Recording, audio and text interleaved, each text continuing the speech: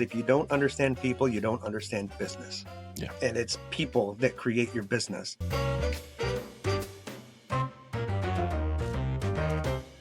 Welcome to another episode of Optometry Profits Revealed. I'm your host, Peter Precht, and we are having our second discussion with Cesar Rodriguez.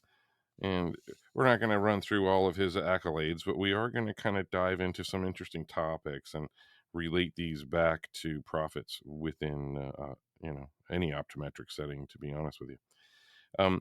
Before we do, I want to do a real quick wrap up, just to wrap up my thoughts about the diffusion of innovation theory, and how I do believe that it's dated, and hopefully either Boston University or somebody revisits this topic, because I think it's something to examine. I really do think there's a lot of intricacies to it that are fascinating to me.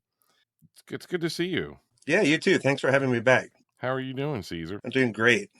Great to be back on your show. This is a fun topic, and even though we dive a little bit away from specifically optometry here, I think it's neat to try and figure out why people do some of the things they do, and not just that, but I think the best way to approach this and the best way to look at it is how is technology embraced?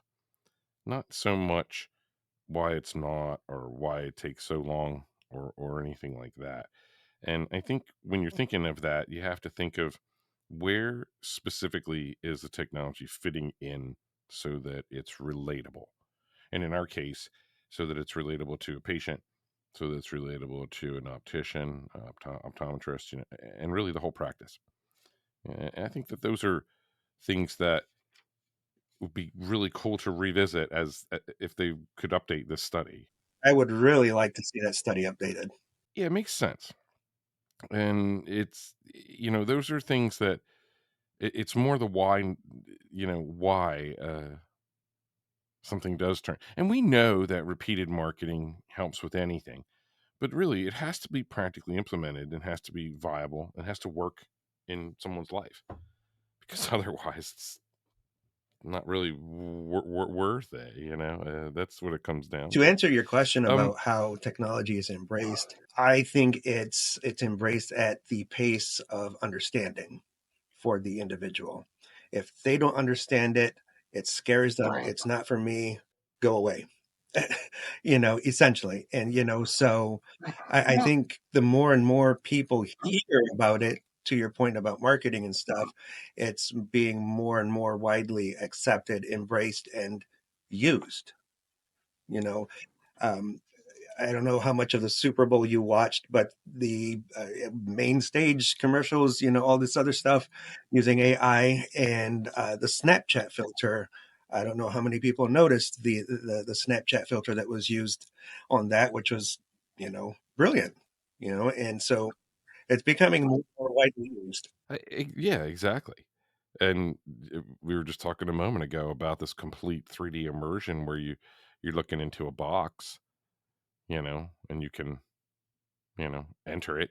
You can appear like you're right there before someone, and cameras are completely all around, so everything can be seen, but you're not really there. You're in another location, which I think is, not only is it, I think it creates a little bit more of an engaging experience for everyone, which I think is just, that's where it's going to be exciting, because, to think to, then it appears as if someone's right before When you they're not. when Yep. they're Yeah. not. I think it's really kind of right. It opens up the potential for all kinds of things, especially regarding eyewear, in my mind. But without any further ado, I want to talk about Private Eyes. And Private Eyes is your new mobile opticianry business, and explain what it's about, and where the potential uses could be for mobile opticianry. Pretty, simple for me. It's the brainchild of myself with my business partner Oscar. We firmly believe that in general, most corporate entities care about their clients, their customers, and what we wanted to do is bring a unique approach to a demographic that's underserved. There's a handful of folks out there that are uninsured, There's a handful of folks in there that Right. may not have the same means, capabilities, mobility to get out and about into society like the rest of us do. Yet Right. they're underserved, and it's like, well, why is that? There needs to be a way to go to them and serve them at the same capacity of the folks who can get into a brick and mortar.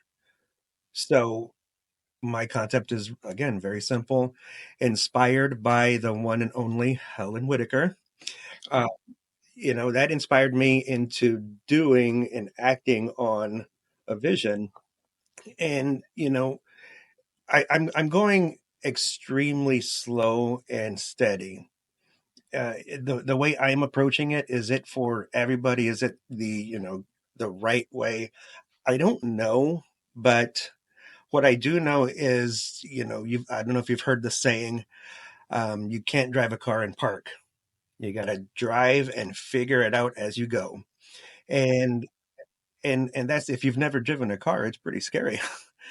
The entire mobile optical business was something that um, became embraced, 25 years ago, certainly up and down the East Coast. I know, certainly out through where you are as well.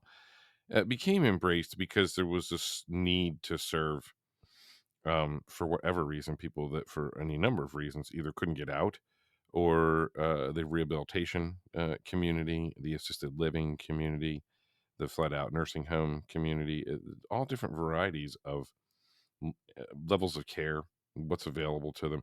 And I think your local governments began to get involved. And, the response was also to have, you know, products that substitute for Medicare.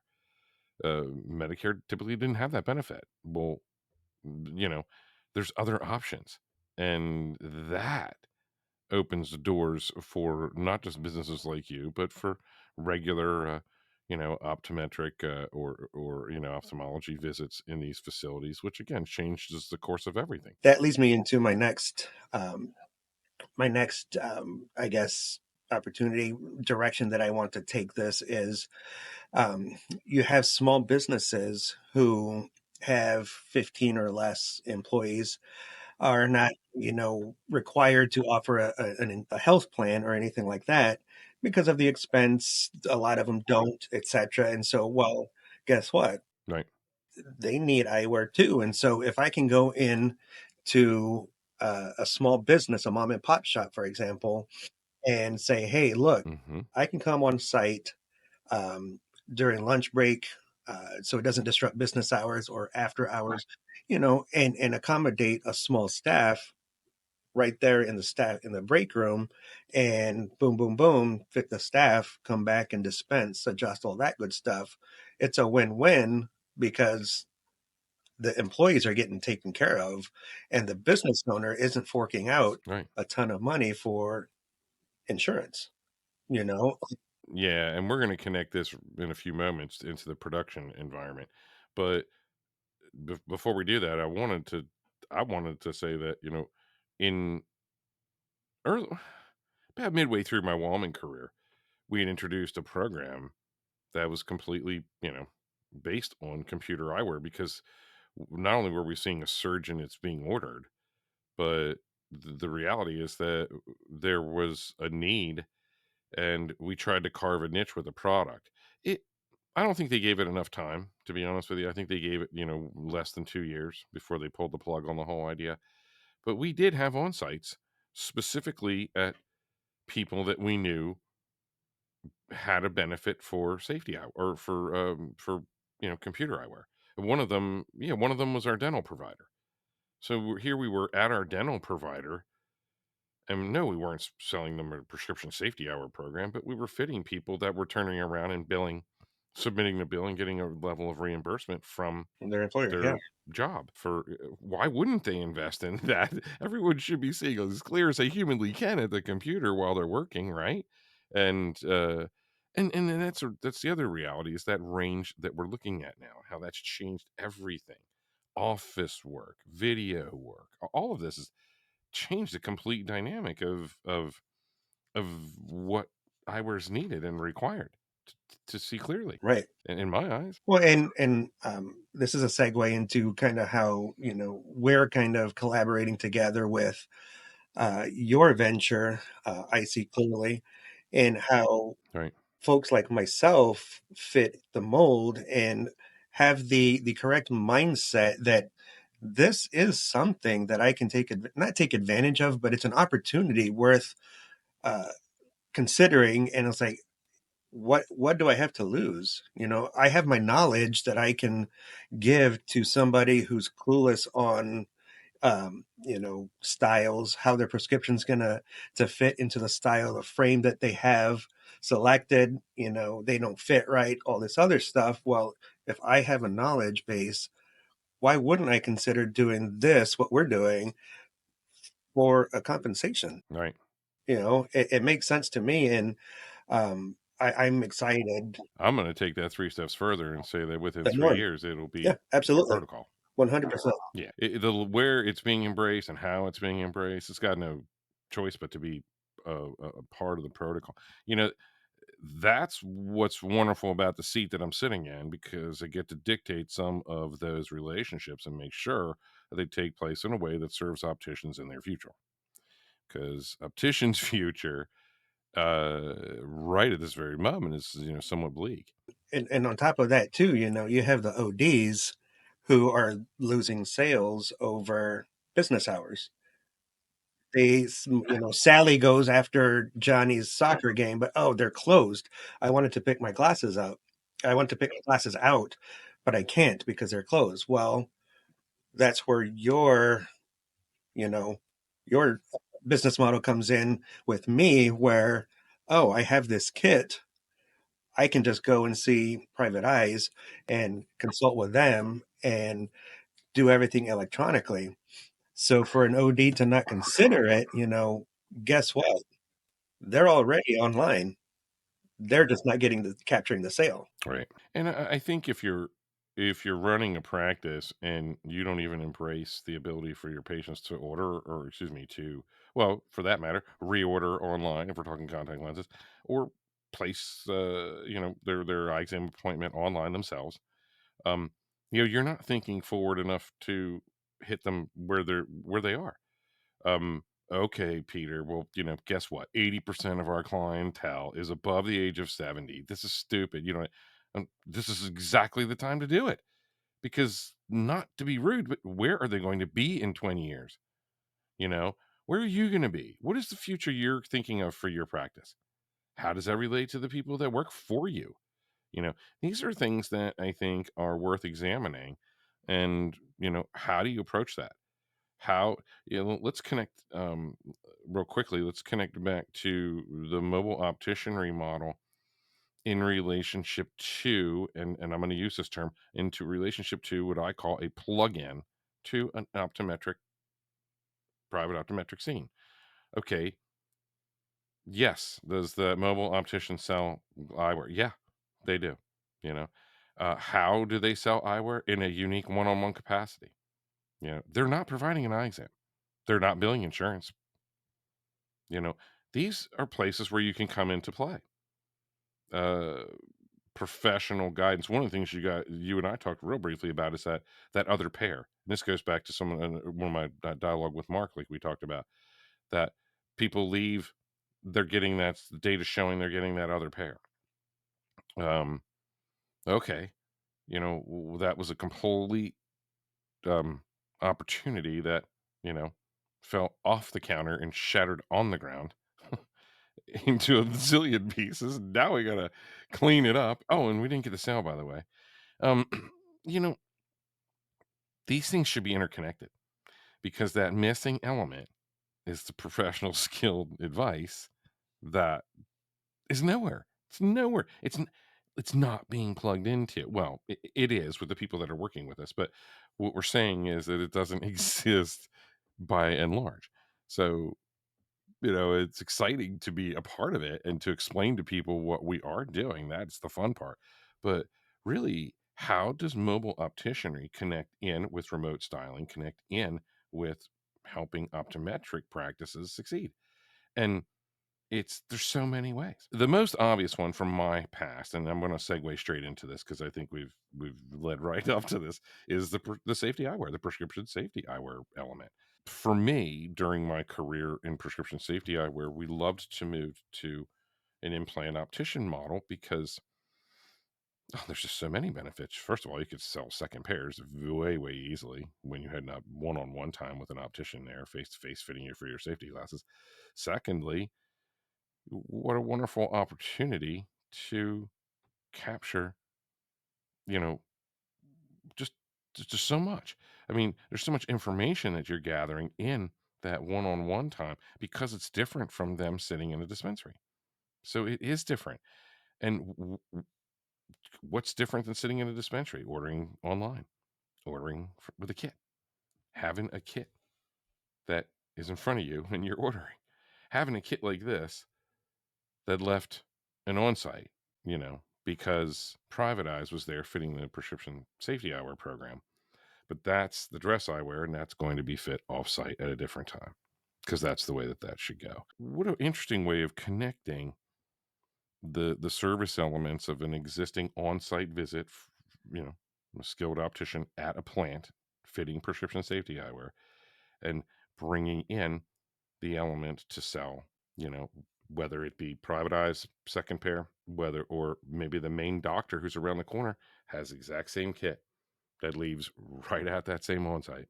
And those are the elements of thinking out of the box. Those are the elements of engaging patients in a way that people don't always think about. But this is what people want to do. Um, when you stand in front of a Warby Parker, the people walk in, try on 3 or 4 things, snapping pictures, making sure they have their prescription, leave, go to the food court or a bench and sit down and place their order. Um, where is optometry in the private sector going to meet that person? That's on them, you know. But you and I see the value, and uh, the we embrace what isn't widely used yet. To your point, you said in about 2 or 3 years it's going to be widely used, and to it's difficult. It's difficult. It's the mindset. You have to be thinking ahead, and but I think you and I are proving we're early adopters with this whole thing. We see the opportunity, and we can envision it being widely used. And we're ahead of the game, and we're I guess trailblazers, if you will, to some degree. And we're going to be the first ones. If I don't know of anything else that exists like what you're, uh, you know, intertwining everything or connecting the dots, if you will, closing the loop, Right, bridging the gap right, in such a personal way to where it really is a win-win for all parties. right. And that's what it's about. It's about collaboration, not competition. Precisely. When that skilled human engagement comes into play, there's forged relationships that are lasting. Right. Product is better because of that. The advice is better. Can I stop you right there? The people element right there. For anyone who's into Simon Sinek, he very, very bluntly says, if you don't understand people, you don't understand business. Yeah, And it's people that create your business.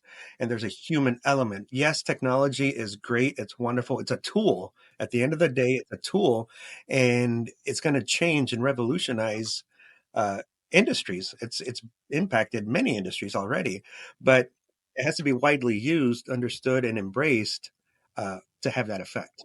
no, that's true, and that's why it's a trickle. And the best thing about the trickle is that it does allow for the kinks to get out of the hose. You can begin to figure out where your bottlenecks are in your processes and what is better for everyone. Sometimes a model is forged. It's certainly the case of mine that is very wrapped around the here's a bouquet for the optician. Well, you've got to rethink some of these things and meet the patients where they want to go too.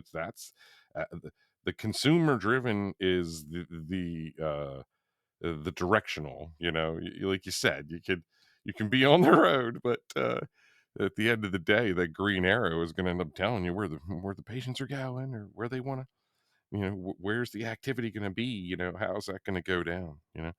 We can't talk about too much of this without at least interluding to eyewear art walk. You and I know full well that what Charlene Nichols is doing with eyewear art walk is a game changer. Having Trudy Charay, Revolutionary. It's exciting stuff. it is. It's a game changer because the playing fields are changed in so many ways. You can just obviously metaphorically we can say virtually, yes, it's a virtual field, but really, what's happening between the dots is just it's mind blowing, and to see it in action is going to be really, really, really fun. There's so much synergy behind this. All the different collaborations that are taking place and different industries getting involved. Um, one of the things that I absolutely love is that it's essentially a tour. So there's regions that it's more fiscally uh, uh, realistic, if you will, to attend. If you're, say, us Midwesterners kind of get the short end of the stick with the Vision Expos, East and West. We're, New York City or Vegas. Well, now it's going to be in Orlando after this year. But, 7 different places throughout the United States. Yeah, much more personable experience, I believe. When you, like you said, when you look at the layout, how you're going to go in, what you're going to experience at different levels, where to go for what. Yeah, it's yeah, very, very, very well thought out, and the information that's going to be there most certainly about branding and growing yourself as a brand Yeah. is absolutely essential, and that is across industry. Yes. People should be listening to what Trudy Charay is talking about at any industry level. Hmm. Our industry is blessed that we have this at our fingertips to take it to the people and understand everything about what's going on. Every piece of video that you're doing, every piece of engagement that you're doing is forging who you are and explaining everything about you. To your point, I had mentioned earlier, I'm going slow and steady. And, I'm going to be very, very honest. Right now, there's not a whole lot coming in. I understand it takes a lot to build a brand. Right. And that's what I'm trying to do. To Trudy's, point is I'm trying to tell a story, try to paint a picture. What's the brand about? Who are you? What are you about? Why do you do what you do? And that's what I'm trying to do because I understand that you need to build that brand. To me, when I hear your name, I think of one-on-one time. I think of an optician where a patient needs them to be, and that could be anywhere. Um, and I know that sounds crazy, but it really is rare. Yeah, it very much resonates, and I think it's a great a way of combining. Look, we're here to uncover your needs, but we're here because you need us, and we're not just here to fluff this up or make this something that it's not. Mhm. If we show up and we're fixing a pair of glasses for you and you need an eye exam, well, that's what we're going to do. That's where you're going to end up. This isn't about just a flip, flip, flip. It's about getting through a process, figuring out what is required and needed. And like we keep talking about, plugging in to optometry. Optometry has done a fantastic job setting up great eye care network. Mhm. They really have. And but where some of the disconnects are, we're here and we're plugging in. And that is the fun part. Opticians do embrace it quicker. Certainly optician owned, they embrace it quicker. They understand, they see the relationship. Boutiques, you know, optometry is the optometry is the lagger, but guess what? It's part of it. It's all a part of what we're doing as we're growing, as we're moving towards these. They're an essential, necessary part of the puzzle. They are. They're the prescription. They're the prescribing end, they're the treatment end. Their role is going to grow. It's not going to deplete. And having that professional relationship with opticians is critical. Absolutely. You know, this bridge is going to be a fantastic time because opticians are going to be able to bring tools to optometry that they did not even know that they had to do, had available at their If you look at some of the more successful optometry practices across the country, right. they're very widely, you can see who has embraced technology and who is full throttle because they are, profitable and successful. And it's no surprise. Yeah, they're adding sales because they're introducing technology. And ironically, it's mostly boutiques. It's almost that simple. Well, that is true. Not to take away from some of the optometrists that are stepping out and doing Right. fantastic with actual online stores. They are growing profits at unprecedented levels with online stores. There's a handful of VTOs on their website. Which, yeah, that's a form of embracing, and so it's getting more and more embrace. And that's the connectivity that we're going to be experiencing in 24 is that connectivity to that group. Because, it's wonderful that you can VTO. It's wonderful that you can buy at an online store. It's even better when you can have a pro saying how to do it, explaining to you, look, we don't need to get into the ups and downs of optics. We just need to know what your life is about so we can guide you through this. Because guess what? That's where it's happening. That's where we're going. That's the world we're living in. Oh man, this has been a great discussion. Um, is there anything that you wanted to leave off on? Is there anything we didn't hit? Um, we covered quite a bit in such a short time. I we can go on tangent somewhere else, but I don't. I mean, um, you're the captain of the ship. I'm your guest, so Well, I think that people rethinking the connections between mobile opticianry, remote guidance, remote styling, and how these can plug into services that optometry is exploring right now. The online store, the virtual try-on experience, which we know is a wonderful experience, but not necessarily closing sales. So, we'll take these tools and we'll guide them in a personal way because really what you and I are the experts at is the human connection element. mhm. So when we introduce the human element to what is already getting foothold, you know, it's just going to grow what we're doing in different directions, in different angles, which is going to totally expand out to what we had talked about with you and how you can be inside of a plant. And at the same time, you're inside of a plant, you have the capacity to introduce an online experience to buy a set of glasses, a guided online experience to buy a set of glasses, which is just a tremendous win for so many people. Yeah, no question about it. Well, and the I guess the buzzword of the day from this whole thing is collaboration. Collaboration is happening in so many levels in so many places. And that is something that I really tip my hat to the entire industry. Opticians are good at finding ways of collaborating.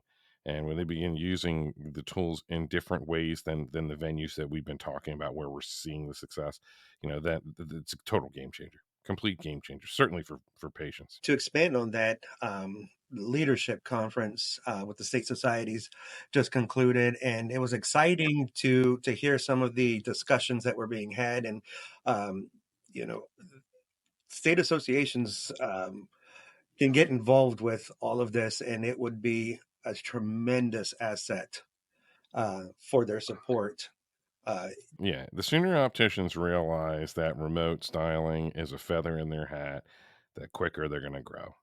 We're going to grow fast from the bottom up. mhm, Where those state societies are going to take off from the ground up are going to be the young opticians jumping in because it's fun. mhm.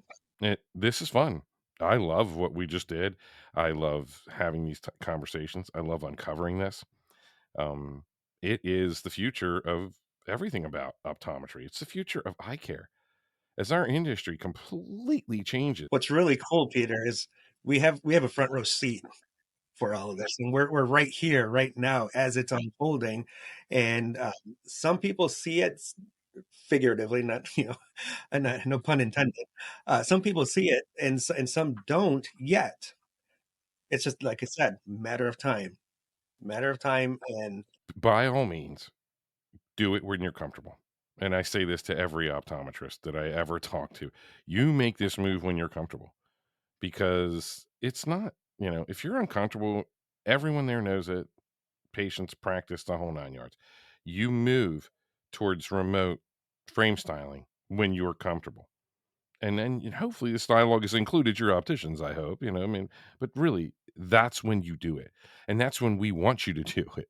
We don't want anything about this to be uncomfortable, you know? And we know who's driving it. It's consumer driven. So that's the fun part. You be there, you provide for the consumer, you do what the consumer wants to do, and then you take that to the practices. And that's when it gets fun. That's when it gets fun. I would say too, don't for the practices, don't operate in such absolutes. And if you get a knock on the door, or phone call, whatever, about your services, don't say no. Maybe, look into it, gather the information, ask questions. Be curious. It's okay to be curious. You're not committing to anything. But if anything, you ask questions, you learn something. It's like, well, maybe not now, but maybe next year, and um, Gary V, for all you Vayner V fans out there, um, learn the word and instead of or.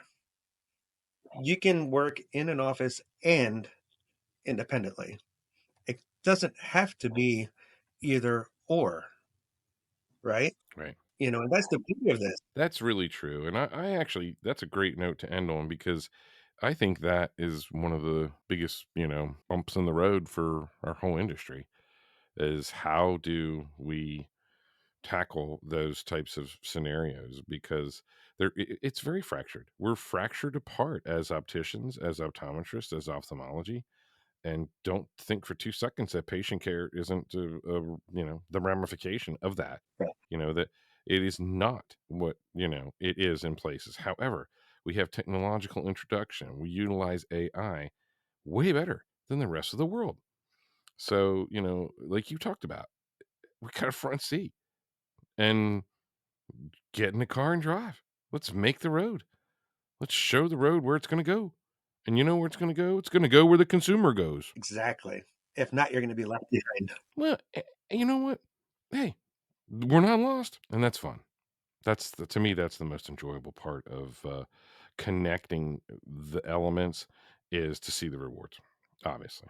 Right. Hey, thank you so much for this. This has been a great conversation. I really think that we were able to hit in a bunch of different directions and connect hopefully very clearly how mobile optical can a mobile opticianry in general can plug in really well to optometric situations, to prescription safety eyewear connections, to remote styling connections, to a bundle of services that really weren't available to help a private independent optometric practice in the past. This was a blast. Thank you so much, Caesar. And thank you so much for listening to another episode of Optometry Profits Revealed. If any of this resonates with you, by all means, visit EyeCClearly.com, submit an inquiry to, you can fill out our form, or you can send an email to me at info@EyeCClearly.com, and we'll see if your practice is a good fit for what we do. Thank you so much. Take good care, and we'll see you on the next episode.